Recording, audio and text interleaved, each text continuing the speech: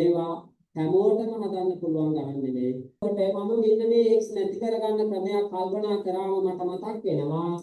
හරි. අදත් එනවා ලස්සන පාඩමකුත් එක්ක ලස්සන ගණනක් අරගෙන ආවා. බාහිර දර්ශක සහ ලඝු ගණක ආශ්‍රිතව ගොඩක් අන්ති වල හදන ගණන් කියනවා. දෙකේ x ධන 2 සමානයි 8 නම් x ලාභය සොයන්න ඔන්න ඔය වගේ ගණන් හදනවා ගොඩක් අන්ති වල. හරි. එහෙනම් මට මේක ලියන්න පුළුවන් දෙකේ x ධන 2 සමානයි මම දන්නවා මේක x අතුර තියෙන්නේ දර්ශකය නිසා මෙන්න මේකත් පාදය දෙක වෙන විදිහට ලියාගත්තනම් මට වැඩේ ගොඩ දා ගන්න පුළුවන්. මොකද අපේ අඥාත පදයේ තියෙන්නේ දර්ශකය විදිහට නම් පාදය සමාන වෙන්න ලිව්වම මට දර්ශක දෙක සමාන කරන්න පුළුවන්. එහෙනම් මට මෙයාගේ පාදය දෙකින් ලිව්වොත් දෙකේ තුන්වෙනි බලය කියලා ලියන්න පුළුවන්. එතකොට මම දන්නවා දෙකේ x ධන දෙවෙනි බලය සමානයි දෙකේ තුන්වෙනි බලය විදිහට ලියනවා. එතකොට මෙතනින් මම දන්නවා පාද දෙක සමානයි කියන්නේ මේ දර්ශක දෙකත් අනිවාර්යෙන්ම සමාන වෙන්න ඕනේ. x ධන 2 සමානයි 3යි. එතකොට දෙපැත්තෙන්ම දෙකක් අඩු කරා නම් x වලට උත්තරේ එනවා 1යි කියලා. මේ වගේ ගණන් ගොඩක් වෙලාවට හැමෝටම වගේ හදන්න පුළුවන් විදිහේ ගණන්. හරි. එහෙමනම් දැන් අපේ මේ වගේ ගණන් හැමෝම හදනවා. මෙන්න මේ ගණන පුළුවන් නම් අපි හදන්න පුළුවන්ද කියලා බලමු. මොකද අපේ පන්ති වල මේ වගේ ගණනුත් අපි හදනවා.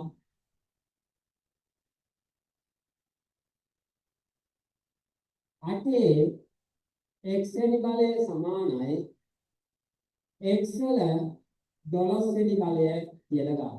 මෙන්න මේ විදිහ ගන්න. අටේ x වෙනි බලය සමානයි x වල 12 වෙනි බලය. එතකොට මේකේ දෙපැත්තේ x අකුරු තියෙනවා. මෙයාගේ දර්ශකයේ විදියට x තියෙනවා.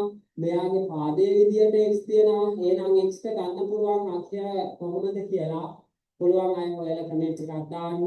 ඉස්සෙල්ලම කමෙන්ට් එක දාන කෙනාට මම කලින් වගේම ඉස්සර වගේම 99 ඩේටා කාඩ් එකක් දිනා ගන්න chance එකක් තියෙනවා. එහෙමනම් පුළුවන් තරම් මහන්සි වෙලා මේක තනියම හදන්න try එකක් දෙන්න.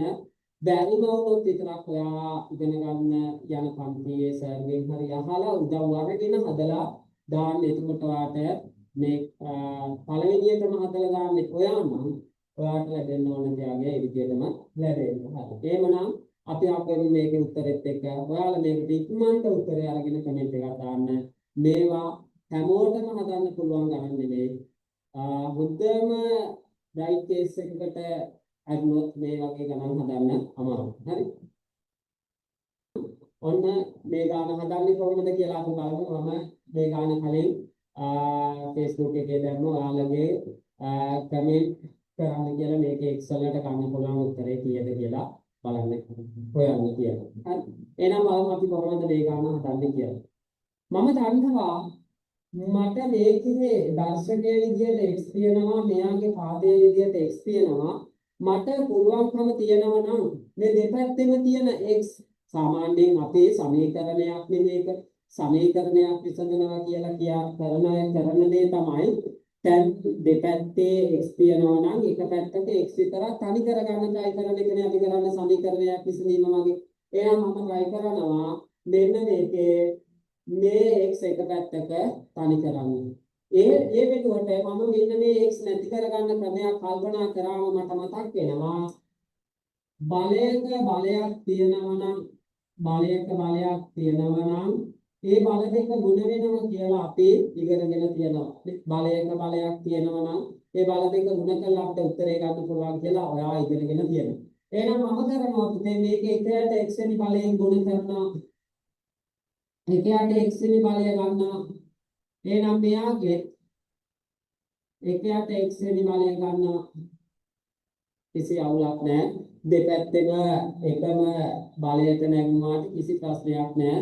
සමීකරණයේ බලංගොයි ඒ කියන්නේ සමීකරණයේ සමානතාවය රැකෙනවා.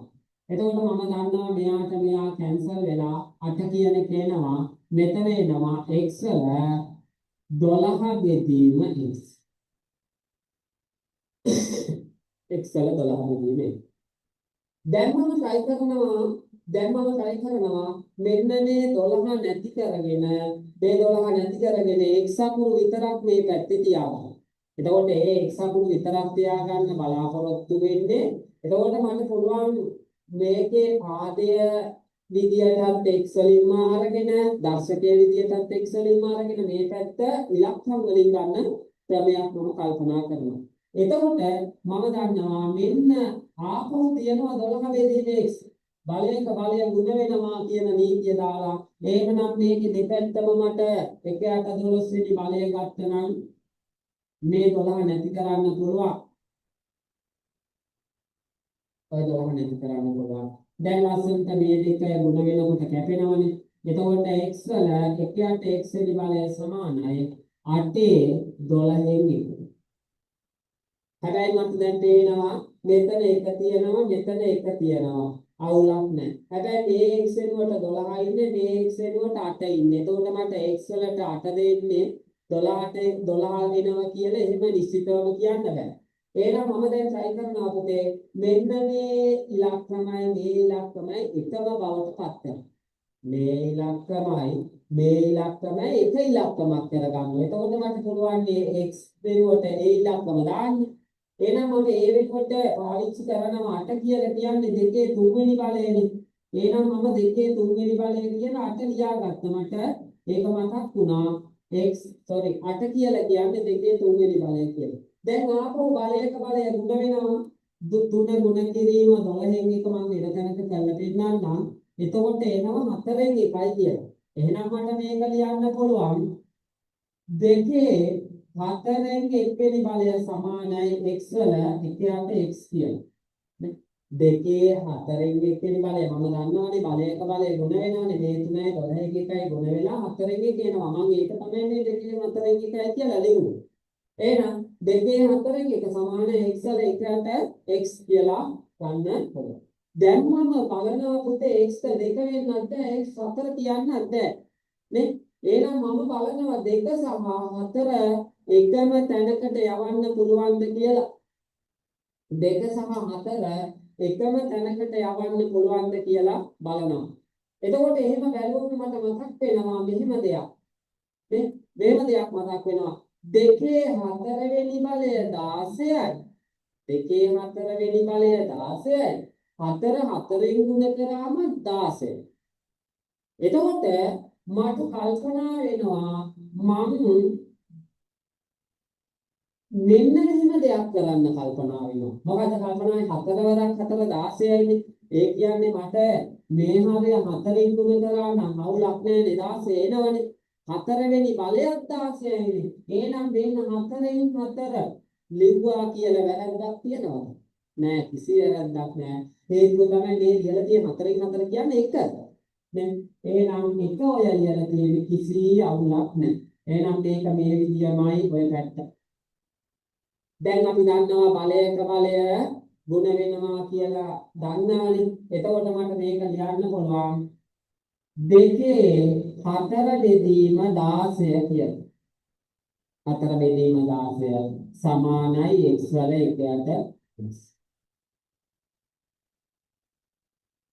මට ඕනම් මේක මෙහෙමවත් ලියන්න පුළුවන් දෙකේ 4 වෙනි බලය අරගෙන 1ට 16 එළියෙන් ලියන්න පුළුවන්.